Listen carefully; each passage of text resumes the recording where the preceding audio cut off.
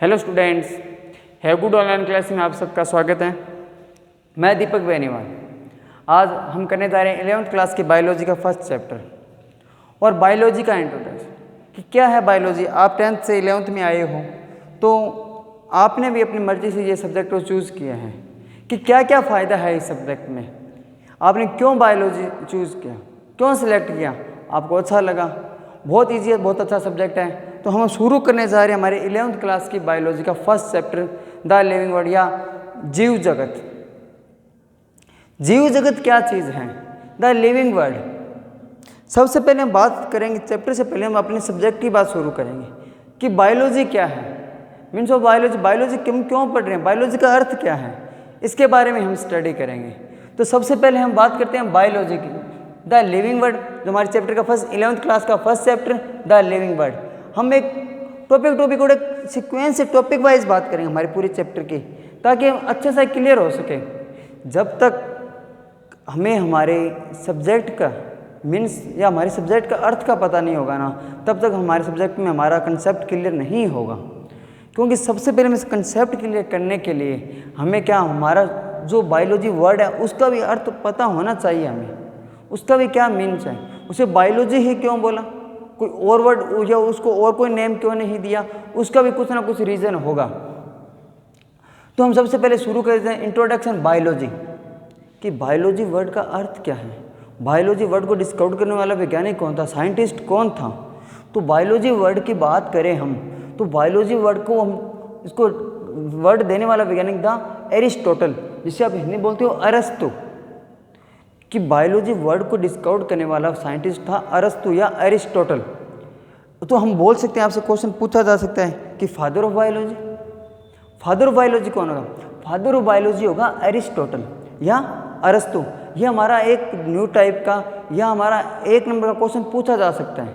ये जरूरी नहीं है 11th में, ये हमें 12th में भी पूछा जा सकता है, ये नीट में भी, एम्स के एग्जाम में भी पूछा जा सकता है कि फादर ऑफ बायोलॉजी। तो फादर ऑफ बायोलॉजी क्या होगा? एरिस्टोटल। या बायोलॉजी का जनक या बायोलॉजी का पिता किसे कहा जाता है? हिंदी मीडियम वाले बच्चे ध्यान दें कि बायोलॉजी का पिता किसे कहा जाता है, तो बायोलॉजी का पिता कहा जाएगा अरस्तु को। अब हम बात करते हैं बायोलॉजी वर्ड की, कि बायोलॉजी वर्ड कितने पार्ट से मिलकर बना है। तो बायोलॉजी को जब वर्ड को हमने डिवाइड किया तो 2 पार्ट में डिवाइड हुआ, बायो प्लस लॉजी। कि बायो का मीन्स क्या है, लॉजी का मीन्स क्या है। बायोलॉजी के मीन्स की बात करें हम, बायो की सिर्फ बायो, तो इसका मीन्स है लिविंग। क्या हम बात करें जीव, जीव क्या चीज है, इसे बायो या इसे जीव क्यों कहा? अब देखो, जीव के भी कुछ ना कुछ स्पेसिफिक कैरेक्टर्स होंगे या कुछ जनरल कैरेक्टर्स होंगे। हम हर किसी को तो जीव नहीं बोल सकते, हर किसी को लिविंग नहीं बोल सकते। क्या मैं इसे लिविंग बोल सकता हूँ? नहीं बोल सकता। क्यों नहीं बोल सकते? इसका भी कुछ ना कुछ रीज़न होगा। अगर मैं अपने को खुद को लिविंग बोल रहे हैं कि हम लिविंग हैं, हम जीव हैं, प्लांट्स को जीव बोल रहे हैं, हम किसी एनिमल्स को जीव बोल रहे हैं, तो कुछ ना कुछ तो रीज़न रहा होगा, तभी हमने उसको क्या बोला, जीव बोला है, लिविंग बोला है। हम इसे अगर नॉन लिविंग बोलते हैं, इस बोर्ड को नॉन लिविंग बोलते हैं, तो कुछ ना कुछ रीज़न रहा होगा, कुछ ना कुछ ऐसे करेक्टर्स होंगे जिनकी वजह से हमने इसको क्या बोला है, नॉन लिविंग बोला है। हम खुद लिविंग हैं, तो हम क्यों लिविंग हैं, उस पर भी हम बात करेंगे, बहुत अच्छे से बात करेंगे। अब बात करते हैं लिविंग किसे, लिविंग की बात करें हम, तो हम लिविंग की बात करें, लिविंग कैसे के करेक्टर्स होंगे। तो बायोलॉजी वर्ड को हमने डिवाइड किया था 2 टाइप में, एक तो बायो प्लस लॉजी। बायो का मीन्स होता है लिविंग, जीव किसे कहते हैं, इसे अच्छे से डिफाइन करेंगे। प्लस लॉजी मीन्स है टू स्टडी, कि जीवों का अध्ययन या जीवों के बारे में पढ़ना, जीव विज्ञान। हमारे मीन्स का मानना जीव विज्ञान, बायोलॉजी, कि लिव टू स्टडी, लिविंग की स्टडी बायोलॉजी, कि जीवों को पढ़ना क्या होगा, बायोलॉजी। ठीक है। अब जीव क्या है, जीव जगत का हमारे लेसन का इनाम है था लिविंग वर्ड। तो लिविंग के बारे में अच्छे से डिफाइन से हम अच्छे से सीक्वेंस वाइज पढ़ेंगे अभी भी। तो सबसे पहले अब हम बात करें बायोलॉजी की। ठीक है, बायोलॉजी मैंने आपको बताया, फादर ऑफ बायोलॉजी कौन होगा, एरिस्टोटल। ठीक, अब बायोलॉजी वर्ड को अगर हमने जीव विज्ञान कहा तो लिविंग टू स्टडी, तो तो हम बायोलॉजी वर्ड को अगर हम बात करें कि बायोलॉजी हम जीव के सभी जीवों को एक ही बुक में स्टडी करेंगे, क्या जीव विज्ञान की एक ही ब्रांच है कि प्लांट्स की उसी में स्टडी कर रहे हैं हम, एनिमल्स की उसी में स्टडी करें? नहीं। अगर हम बायोलॉजी की बात करें, बायोलॉजी की 2 ब्रांचेज होती है, एक ब्रांच होती है बॉटनी, एक ब्रांच होती है जूलॉजी। अब सर ये बॉटनी क्या है, जूलॉजी क्या है? क्योंकि अभी आप 10th क्लास से आए हो, अभी आपको अच्छे से पता नहीं कि बॉटनी क्या है, जूलॉजी क्या है। थोड़ा बहुत आपको नॉलेज होगा, बहुत अच्छी बात है, पर मैं आपको बता देता हूँ कि आपने जो 10th क्लास में 1st से लेकर 4th चैप्टर तक स्टडी की थी, उतनी में बायोलॉजी नहीं है।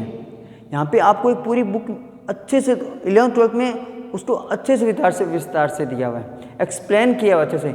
अगर अब आप आगे उसके नीट या PMT वगैरह या आप BSc वगैरह करते हो, उसको और अच्छे से पढ़ोगे आप।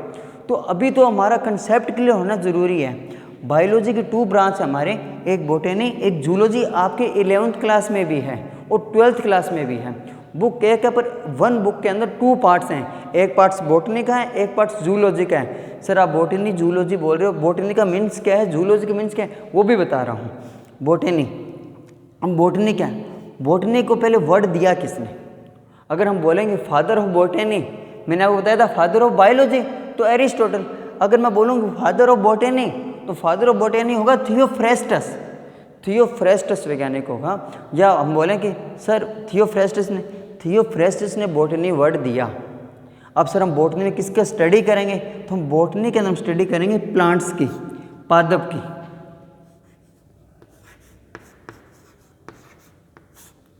पादप या पेड़ पौधे, प्लांट्स की जितनी भी हम स्टडी करेंगे, वो पूरी स्टडी हम किसके अंदर करेंगे? हम बॉटनी में, पूरा पार्ट की स्टडी करेंगे बॉटनी में। तो बॉटनी वर्ड देने वाला वैज्ञानिक कौन था? थियोफ्रेस्टस। अगर हम बोलें कि वनस्पति विज्ञान, देखो इसको पादप विज्ञान का बोलते हैं, वनस्पति इसे बोलते हैं जंतु। जूलॉजी के जंतु अलग से बात करेंगे पहले। अब बॉटनी किसका पार्ट है? बायोलॉजी का। बॉटनी को हिंदी में बोलते हैं वनस्पति विज्ञान। वनस्पति विज्ञान का शब्द देने वाला वैज्ञानिक था थियोफ्रेस्टस। थियोफ्रेस्टस ने शब्द दिया था। अगर हम बोले वनस्पति विज्ञान का जनक या वनस्पति विज्ञान का पिता किसे कहते हैं, तो वनस्पति विज्ञान पिता कहेंगे थियोफ्रेस्टस को। और इस बॉटनी पार्ट में हम स्टडी करेंगे पादप की। सर हम पादप की क्या स्टडी करें? जितनी हम हमारी ह्यूमंस के बारे में एक्टिविटी होती है, उतनी सेम एक्टिविटी प्लांट्स में भी होती है। हाँ, कुछ एक डिफरेंट होती है, ठीक है। हमारी जो बॉडी है वो एक ऑर्गेनल स्ट्रक्चर है।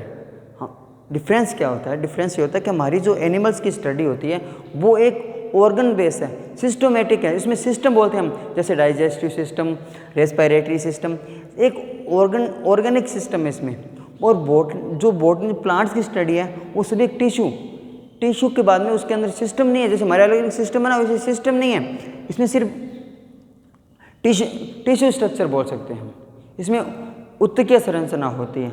तो प्लांट्स में भी जैसे प्लांट्स फूड ले रहा है, एब्जॉर्प्शन कर रहा है, फोटोसिंथेसिस की एक्टिविटी कर रहा है, प्रकाश संश्लेषण की क्रिया है कि वो CO2 को एब्जॉर्ब कर रहा है, O2 को एक्सक्रीट कर रहा है, जो फूड को एब्जॉर्ब कर रहा है, जैसे जाइलम है, फ्लोएम है, जितनी भी सी एक्टिविटी करेगा उसकी हम क्या करेंगे? स्टडी प्लांट्स में स्टडी करेंगे। और प्लांट्स की स्टडी किस में करेंगे? हम बॉटनी को।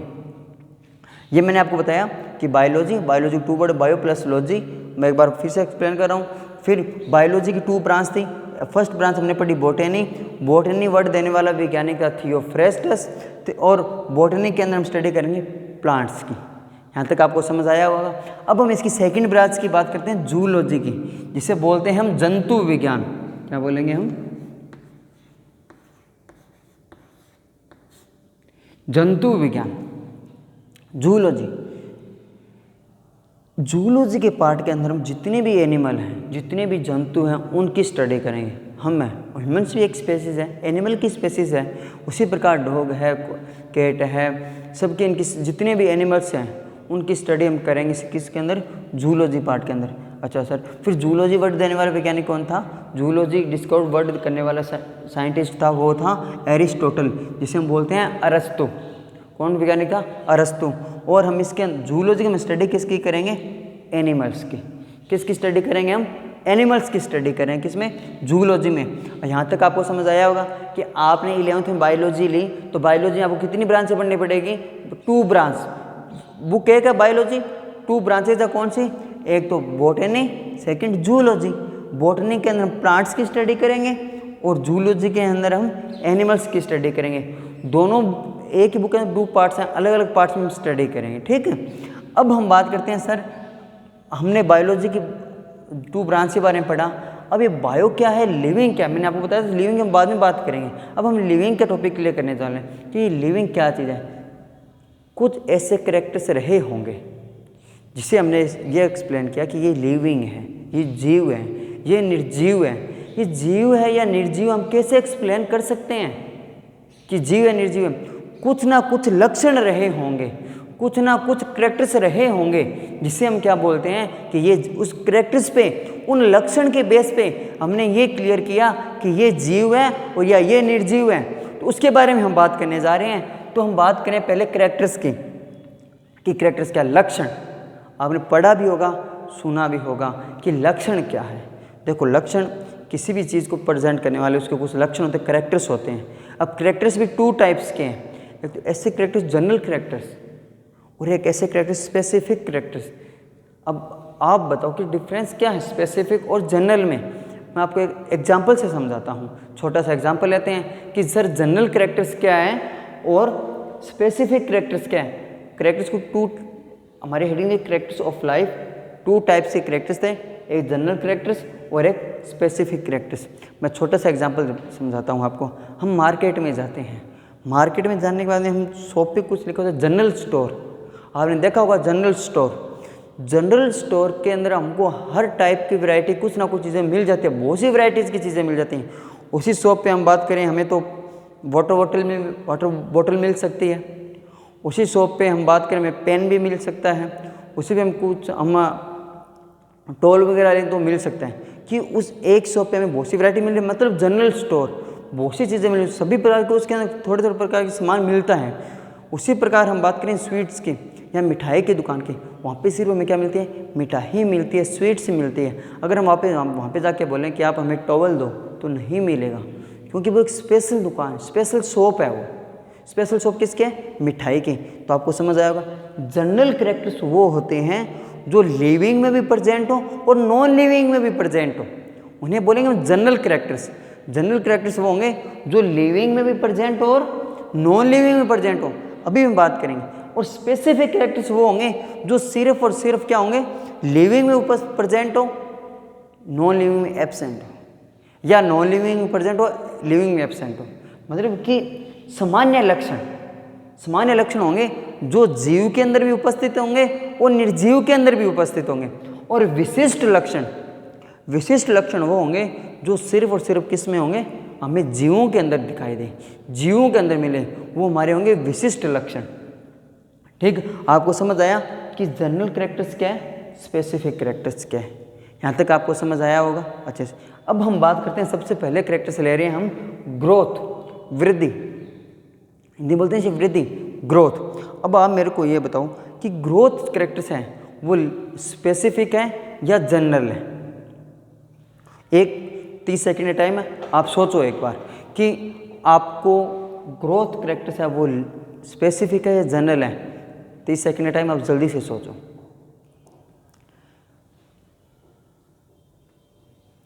आपको लग रहा होगा कि सर ये तो स्पेसिफिक है, सिर्फ वृद्धि लिविंग में भी होती है। हाँ सही, आपको लग रहा होगा कि लिविंग ये स्पेसिफिक कैरेक्टर्स हैं कि कभी सर हम भी इतने थे, मैं भी, आप नहीं मैं भी था, कभी हम इस साइज़ के थे और धीरे धीरे क्या होते जा रहे हैं, हम बड़े होते हैं, हमारी हाइट क्या होती गई, इंक्रीज होती रही ना, धीरे धीरे हाइट इंक्रीज हुई, हमें वृद्धि हुई। हम अब जैसे अब मानसून चला, हम क्या करेंगे, प्लांटेशन या पौधारोपण स्टार्ट करते हैं। पिछले साल अगर हमने प्लांट्स लगाए थे तो आज उस प्लांट की भी हाइट ये होगी ना, तो हाइट इंक्रीज हो रही है, तो वृद्धि हो रही है। मीन्स ये स्पेसिफिक कैरेक्टर्स है।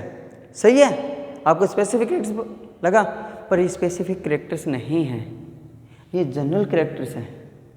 सर नॉन लिविंग में कैसे वृद्धि होती है, इस बोर्ड की तो वृद्धि नहीं हो रही, इस चाक की तो वृद्धि नहीं हो रही, इसको तो आप कम किए जा रहे हो, उसको हाइट तो डिक्रीज किए जा रहे हो। नहीं, मैं आपको एक एग्जांपल से समझाऊंगा कि नॉन लिविंग में भी ग्रोथ होती है, नॉन लिविंग में भी वृद्धि होती है। कैसे, अगर मैं आपको छोटे से एग्जांपल से समझाना चाहूँ तो इन दिनों खूब आंधी वगैरह चली हमारे राजस्थान में, लू वगैरह या इस टाइप की चली है। तो आंधी में आपने देखा होगा मिट्टी वगैरह आती है ना। तो ये मिट्टी वगैरह जो आ रही है ये हमारा, मैं एक बार इसे साफ कर देता हूँ।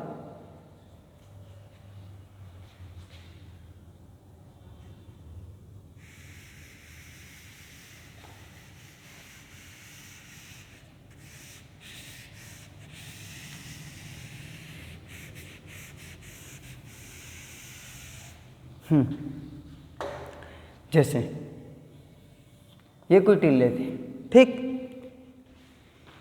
यहाँ से मिट्टी आंधी के अंदर क्या होगी, मिट्टी वगैरह उड़ के आई, इस धरातल पे ये लेयर बनाने शुरू कर दी अपने, ठीक है।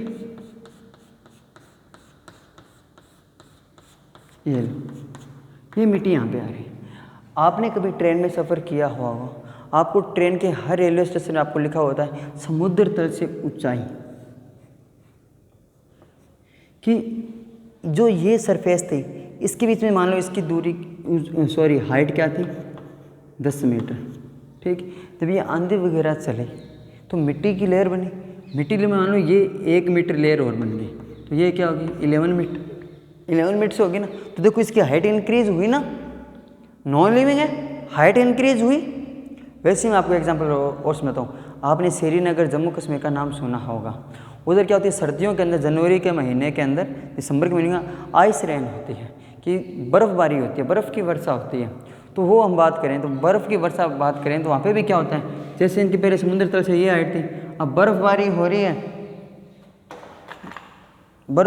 तो हम बोल सकते हैं उसकी, ये लो,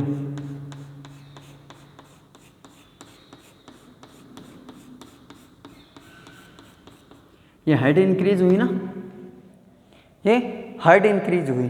तो देखो लिविंग में भी हाइट इंक्रीज हो रही है और नॉन लिविंग में भी हाइट इंक्रीज हो रही है इंक्रीज। तो आप मेरे को ये बताओ कि दोनों के अंदर जो हाइट इंक्रीज हो रही है, लिविंग में भी इंक्रीज हो रही है, नॉन लिविंग में भी इंक्रीज हो रही है, तो दोनों में करेक्टर्स प्रेजेंट हैं। तो कैसे करेक्टर्स हैं, जनरल करेक्टर्स है या स्पेसिफिक करेक्टर्स है? जनरल करेक्टर्स हैं, क्योंकि मैंने आपको पहले भी बताया था कि जनरल करेक्टर्स क्या होंगे, वो करेक्टर्स होंगे जो क्या हो, लिविंग और नॉन लिविंग दोनों में प्रेजेंट हो, जीव और निर्जीव दोनों में उपस्थित हो, ठीक है। और हमने फर्स्ट करेक्टर्स की बात की, वो क्या है, ग्रोथ। सेकंड करेक्टर आता है हमारा रिप्रोडक्शन। रिप्रोडक्शन क्या है सर? अगर हम रिप्रोडक्शन की बात करें, रिप्रोडक्शन का मतलब होता है जनन। सर जनन क्या चीज़ है? देखो जनन क्या एक्टिविटी है, क्या चीज़ है जनन? जनन एक ऐसी एक्टिविटी है कि कोई भी जीव अपने स्पेसीज को या अपनी जाति को बनाए रखने के लिए अपने से जो संतान उत्पन्न करता है वो जनन, वो रिप्रोडक्शन है। हर लिविंग का होता है कि लिविंग अपनी जाति का अस्तित्व बनाए रखे, इस इन्वायरमेंट में अपनी सेम जाति बनाए रखे। वो किसके द्वारा बनाए, वो रखेगा रिप्रोडक्शन के द्वारा, जीव जनन के द्वारा। तो आप ये बताओ कि जनन है जो लिविंग करेक्टर्स हैं या नॉन लिविंग, जनरल करेक्टर्स हैं या स्पेसिफिक करेक्टर्स हैं? जनन तो सर जीवों में होता है, हाँ बिल्कुल सही, ये स्पेसिफिक करेक्टर्स हैं। प्लांट्स भी सीड्स के द्वारा न्यू प्लांट्स की फॉर्मेशन कर रहे हैं, हमारे ह्यूमन में भी हो रहा है, हर एनिमल में भी हो रहा है कि वो अपनी सेम स्पेसीज बनाए रखते हैं। एक इसका स्पेसिफिक करेक्टर्स हो रहा है बायोलॉजी लिविंग का, आप समझोगे तो एक जीव अपनी जैसे ही जाति बनाता है। ये नहीं, आपने ये भी देखा होगा कि इसका स्पेसिफिक करेक्टर रिप्रोडक्शन की, ह्यूमन के साथ रिप्रोडक्शन जनन क्रिया होती है, केट के साथ होगी है।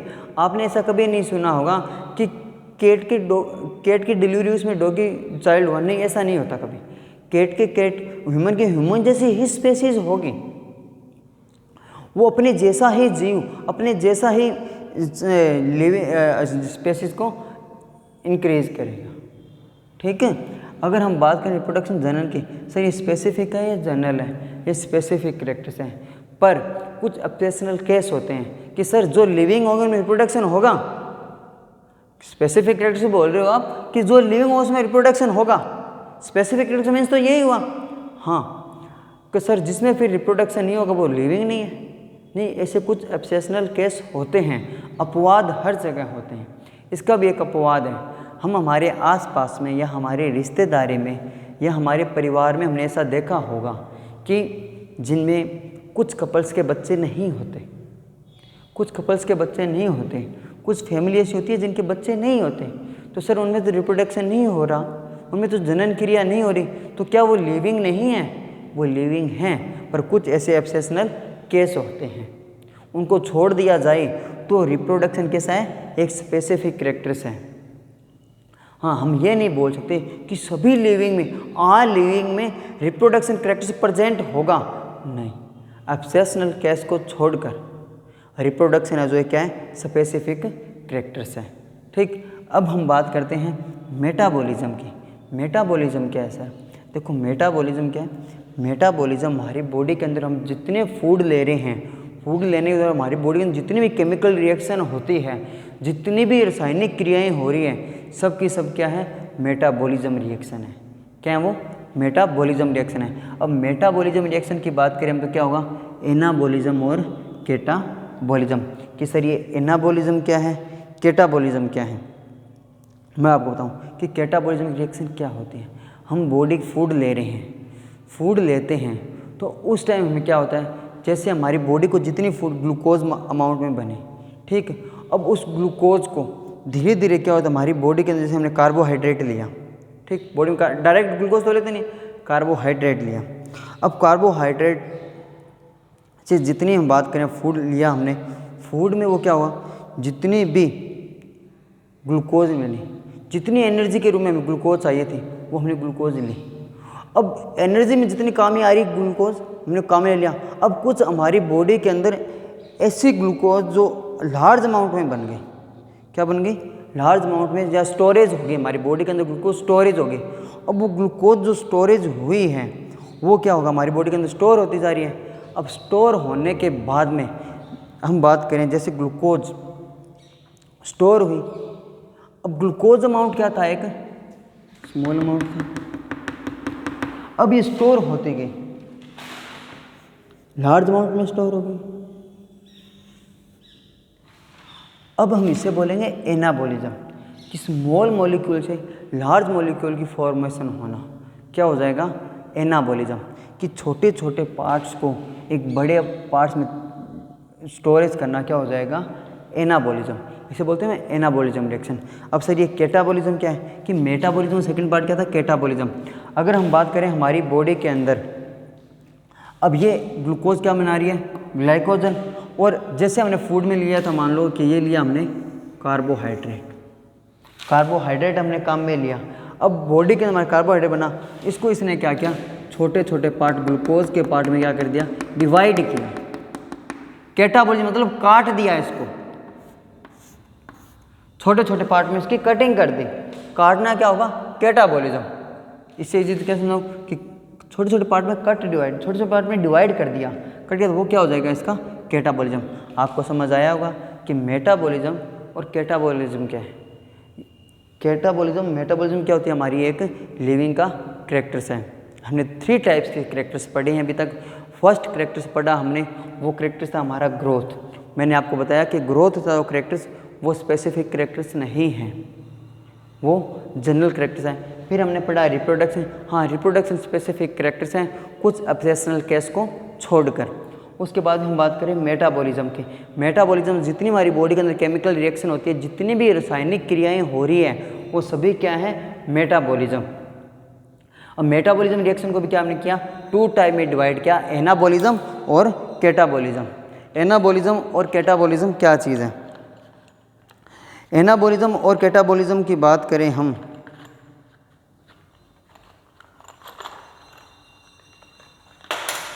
तो एनाबॉलिज्म और केटाबॉलिज्म की बात करें तो एनाबॉलिज्म वो क्या हो? जो ग्लूकोज के स्मॉलेस्ट अमाउंट को, छोटे छोटे पार्ट्स को एक बड़े पार्ट की फॉर्मेशन करे या उसको स्टोरेज कर ले और ग्लाइकोजन में कन्वर्ट कर दें, तो उसका एनाबॉलिज्म रिएक्शन, कि स्मॉल मॉलिक्यूल को लार्ज मॉलिक्यूल में स्टोरेज करना। ठीक है। केटाबॉलिज्म, कार्बोहाइड्रेट लिया, जैसे कार्बोहाइड्रेट छोटे छोटे पार्ट में डिवाइड किया, ग्लूकोज में डिवाइड किया, उसको काट दिया, तो वो कौन सी रिएक्शन होगी? हमारी केटाबॉलिज्म। अब रिस्पॉन्स टू एक्सटर्नल स्टिमुलस, कि बाह्य उद्दीपनों के प्रति संवेदना कैसा होगा, वो सर ये हमारा जनरल करेक्टर, स्पेसिफिक करेक्टर, उसकी भी हम बात करें तो आपको मैं छोटे से एग्जांपल से समझाता हूँ। आप बताओ कि जो लिविंग ही बाहर के जितनी भी बाह्य वातावरण की चीज़ें, इन्वायरमेंट में, उनके प्रति संवेदना करती है या नॉन लिविंग भी करती है। आप बताओ कि जनरल करेक्टर होगा, स्पेसिफिक होगा। जैसे मेरी आंखों के सामने कोई चीज़ आ रही है, मैंने जल्दी से मुंह को पीछे किया, माउथ को पीछे, क्यों मेरे को लग रहा है कि कुछ चीज़ मेरे से टकराएगी, क्यों बाह्य उद्दीपन के प्रति मैंने किया ना। ऐसा ही हुआ कि जैसे मेरे सामने कोई चीज़ आई तो मैंने जल्दी से माउथ को चेंज किया, क्या, क्योंकि मेरे को डर लगा, क्यों मेरे ऐसे ऑर्गन्स थे, हमारी बॉडी के अंदर सेंस ऑर्गन्स होते हैं। हम बाहर गए तो बाहर क्या थी, धूप लगी, हमें गर्मी, हीट लगी हमें कि बहुत ज़्यादा गर्मी है, या हम सर्दियों में हमें सर्दी लगती है, क्यों, क्योंकि हम क्या करते हैं, बाह्य ऑर्गन के बाह्य वातावरण के प्रति क्या करते हैं, हम ऐसे स्टिमुल, हम ऐसे उद्दीपनों से हम क्या होते हैं, प्रभावित होते हैं। सर प्लांट्स में भी होता है, आपने छुई मुई का प्लांट सुना, उसको टच करोगे तो क्या होता है, नीचे हो जाता है, मुरझा जाता है, वो भी क्या है, प्लांट्स में। ये भी करेक्टर्स किसका है, एक लिविंग का है, ठीक है। अगर ये करेक्टर्स हम कहें कि सर बाह्य उद्दीपन नॉन लिविंग नहीं करता, क्या, इस बोर्ड के सामने आप जैसे मर्जी पूरे चौक को फेंकने की कोशिश करो तो आपका हाथ दर्द होने लग जाएगा, इस पर कोई प्रभावित नहीं होगा। अगर मैं आपके सामने ऐसे करूं तो आप ही आंखें बंद कर लोगे, आपको लगेगा कि सामने से कुछ चीज़ आ रही है। ये करेक्टर्स किस में होते हैं, लिविंग में होते हैं। और भी सर लिविंग में, चलो ह्यूमंस में मान लिया हमने, एनिमल्स में मान लिया, प्लांट्स में भी ऐसे होते क्या, हाँ प्लांट्स में भी ऐसे होते हैं। प्लांट्स में अगर हम बात करें, प्लांट्स को अगर हम एक फार्मर के एग्जांपल लेके चलें, एक किसान जो अपने खेत में जाता है, फार्मर तो उसको फसल को देखकर उसके जो छोटे छोटे पादप होते हैं उनको अपनी फसल को देख के लगता है कि आज मेरी फसल को पानी की ज़रूरत है, वाटर की ज़रूरत है, अब कुछ दिन हो गए इसको वाटर देना होगा, या आज इसको खाद की ज़रूरत है, यूरिया DAP ये देनी होगी, क्योंकि वो ऐसे करेक्टर से रिप्रेजेंट कर देते हैं। या पादप मुरझा जाते हैं, या थोड़ा उनका ग्रीन कलर डार्क होता है वो लाइट हो जाता है, या कुछ येलो कलर के प्लांट्स होने लग जाते हैं, ऐसे करेक्टर्स रिप्रेजेंट होने लग जाते हैं। अब उसके बाद में बात करें हम रेस्पिरेशन की, कि सर श्वसन क्रिया क्या लिविंग में होती है, नॉन लिविंग में होती है। हाँ स्पेसिफिक भी एक क्या है, स्पेसिफिक भी, हम बात करें एक्सेप्शनल केस को छोड़कर तो एक स्पेसिफिक करेक्टर्स हैं। रेस्पिरेशन क्या है, एक स्पेसिफिक करेक्टर्स हैं कुछ एक्सेप्शनल केस को छोड़कर, कि श्वसन क्रिया रेस्पिरेशन हर लिविंग रेस्पिरेशन एक्टिविटी करता है, हम भी कर रहे हैं, प्लांट्स भी करते हैं। जब रेस्पिरेशन नहीं होता हम डेड हो जाते हैं।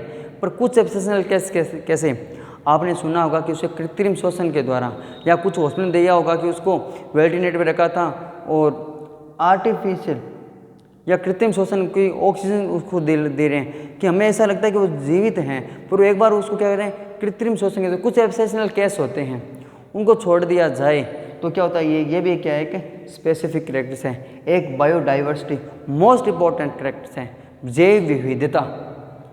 जैव विविधता मीन्स बायोडाइवर्सिटी, कि जीवों के मध्य विविधता, लिविंग डाइवर्सिटी। हम ह्यूमंस हैं, मेरा जैसा दुनिया में कोई और है ही नहीं, आपके जैसा भी नहीं है।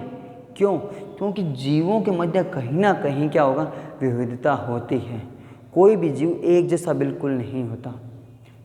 एक जुड़ा अगर बहन भाई की या भाई भाई की बात करें वो भी नहीं हो सकता, कि हमारी आइज़ की जो रेटिना है, हमारे उंगलियों में जो रिंकल्स हैं, ये बिल्कुल एक जैसी हो ही नहीं सकती।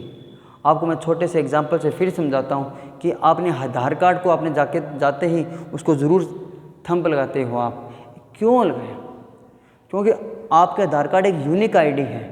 आप खुद एक यूनिक हो, मैं भी एक यूनिक हूँ, आप भी एक यूनिक हो, आपके जैसा और मेरे जैसा कोई और है भी नहीं। इसीलिए तो आधार कार्ड बनाते हैं, हमारी आंखें टेस्ट करता है वो एक कैमरे के अंदर, और हमारी फिंगरप्रिंट लेता है। तो बायोडाइवर्सिटी, जीवों के जितने भी लिविंग हैं, भिन्न भिन्न प्रकार के बहुत टाइप्स के लिविंग हैं, सब इसके मतलब क्या है कि विविधता है।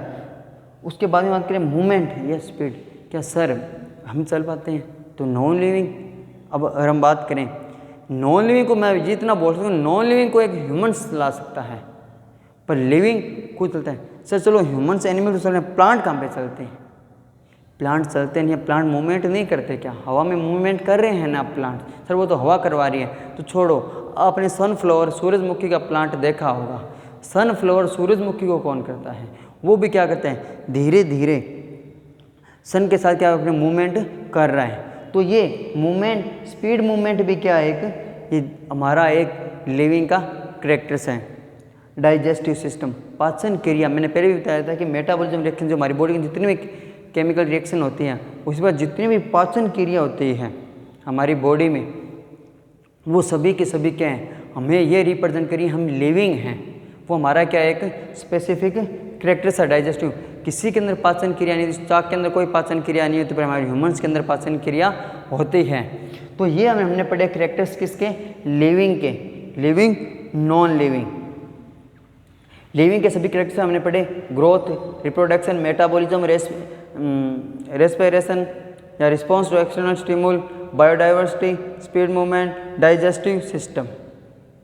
आपकी डाइजेस्टिव सिस्टम, रेस्पिरेशन, रिप्रोडक्शन, इसके पूरी बुक में अलग से लेसन दिया हुआ है। इस बार 11th NCERT में तो आपको पूरा से अच्छे से सिलेबस दिया है। पिछली बार ये सारा सिलेबस किस में था, 12th क्लास में था।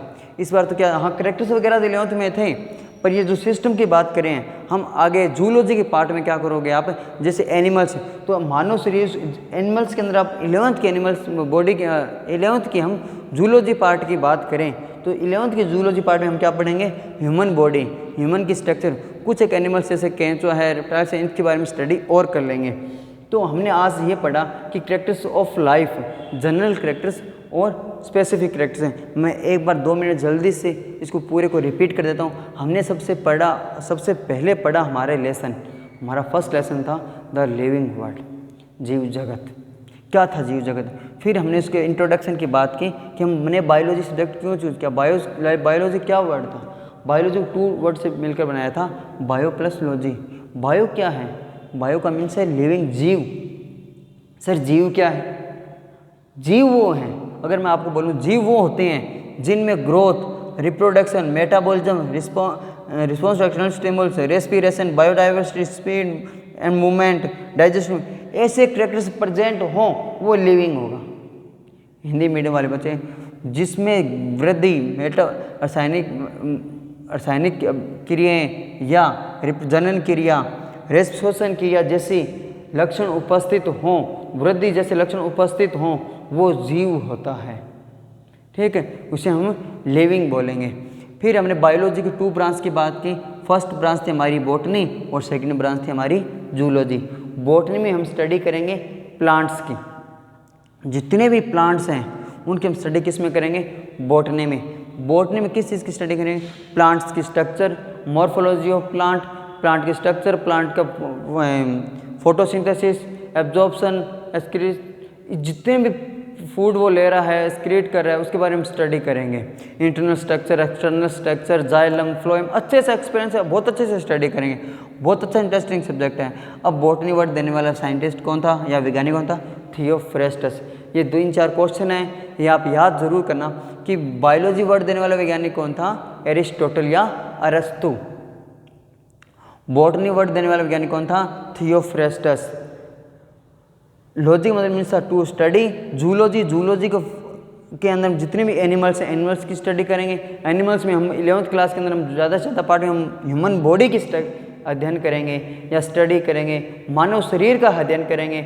मानव शरीर या ह्यूमन बॉडी में क्या दिया हुआ था, ह्यूमन बॉडी का हमारे दिया हुआ है कि इसके अंदर हम जितने भी बॉडी के सिस्टम आपने 10th क्लास में पढ़े थे, जैसे सेकंड चैप्टर 10th क्लास में पढ़े थे आपने, जितने भी सिस्टम थे उन सिस्टम के हमें अच्छे से क्या करेंगे स्टडी। कुछ सिस्टम की स्टडी हम 11th में करेंगे एनसीईआरटी में, कुछ की स्टडी हम 12th क्लास में करेंगे। आरबीसी बोर्ड की बुक के अंदर मानव शरीर या ह्यूमन बॉडी पूरी 12th क्लास में दी थी, 11th में नहीं दी थी। 11th में सिर्फ सेल टिश्यू तक सीमित था, पर इस बार 11th के अंदर हम आपके ह्यूमन्स बॉडी अच्छे से दी हुई है। बायोलॉजी वर्ड दिया एरिस्टोटल ने, जूलॉजी भी वर्ड किसने दिया, एरिस्टोटल ने। फिर हमने बात की कि सर लिविंग के कुछ कैरेक्टर्स थे, जनरल कैरेक्टर्स और स्पेसिफिक कैरेक्टर्स। जनरल कैरेक्टर्स क्या हैं, स्पेसिफिक कैरेक्टर्स क्या हैं? जनरल कैरेक्टर्स वो जो लिविंग और नॉन लिविंग दोनों में प्रेजेंट हो। सर स्पेसिफिक कैरेक्टर्स क्या हैं? स्पेसिफिक कैरेक्टर्स वो होंगे जो सिर्फ और सिर्फ किस में प्रेजेंट हो, लिविंग में प्रेजेंट हो, ठीक, या नॉन लिविंग में प्रेजेंट हो, लिविंग में एब्सेंट हो। स्पेसिफिक करेक्टर्स होंगे। मैंने आपको शॉप वाले एग्जांपल्स बहुत अच्छे से समझाया था। फिर लिविंग के मैंने आपको करेक्टर्स बताए थे, कुछ जनरल करेक्टर्स थे और कुछ स्पेसिफिक करेक्टर्स थे, जैसे growth, reproduction, metabolism. Metabolism 2 type में डिवाइड किया हमने, एनाबॉलिज्म, कैटाबॉलिज्म। एनाबॉलिज्म क्या था, छोटे छोटे पार्ट्स के बड़ा पार्ट बनाना क्या होगा, एनाबॉलिज्म, और बड़े पार्ट को छोटे छोटे पार्ट में डिवाइड करना क्या हो जाएगा, कैटाबॉलिज्म। फिर रिस्पॉन्स टू एक्सटर्नल स्टिमुल्स, बाह्य कारकों के प्रति जितने फैक्टर बाहर से उद्दीपन उनके प्रति हम क्या करते हैं, संवेदना महसूस करते हैं। उसके अंदर रेस्पिरेशन, श्वसन क्रिया, बायोडाइवर्सिटी, वायु जीवों के मध्य विविधता, उसके अंदर स्पीड एंड मूवमेंट या डाइजेस्टिव सिस्टम। आपको समझ आया होगा, उम्मीद करता हूँ आपको बहुत अच्छे से समझ आया होगा। और हम नेक्स्ट जुड़े रहिए, आप हैव गुड ऑनलाइन क्लासेस हैं।